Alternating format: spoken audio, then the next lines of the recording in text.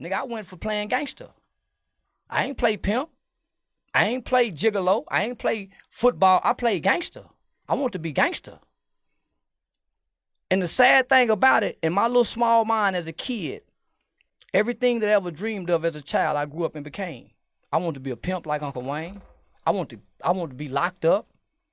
I want to know what it feel like. And even a part of me as a grown man, because of our culture, I feel like I missed out on something by not going to prison.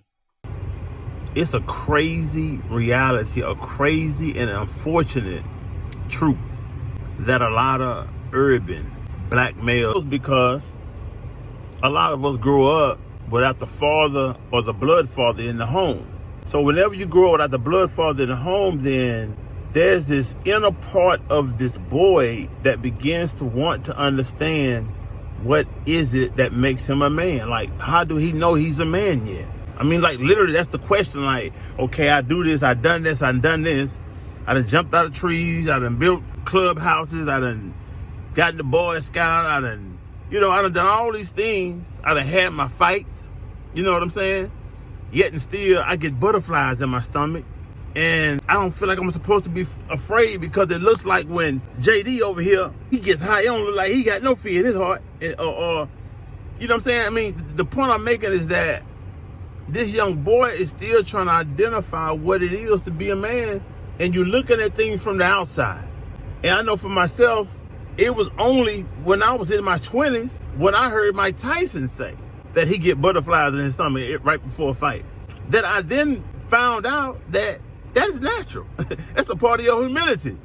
You know, that even some of the baddest punchers get butterflies. So for a young boy to know that is significant, especially if he don't have a father in the house. But even if he do, fathers need to make that known, that, hey, it ain't nothing, because when a young boy looking up at a father or looking at men that he admire, and he look at that individual as fearless, but he needs to know that, man, that's natural.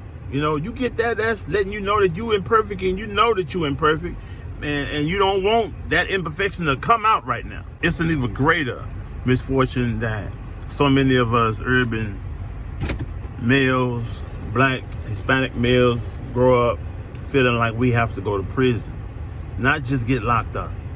I'm saying all over the phases that I went through. I went through the county, felt that wasn't it. I went through, did pre-release, got TDC time, but didn't go to prison first time. I felt like that wasn't it, and I done a year that time. But still, I'm feeling like I don't feel any really different yet.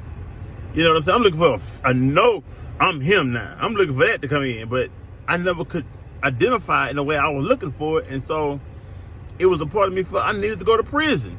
After I went to prison one time, I felt like I needed to do some years. Not saying that I went back intentionally, but it was like when you feel that that's a part of your manhood, that you're not necessarily messed up about it if you have to go.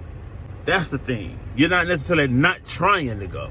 So having that father around, that father, right there on the spot to help guide and help that young boy become a man is very, very vital, very significant.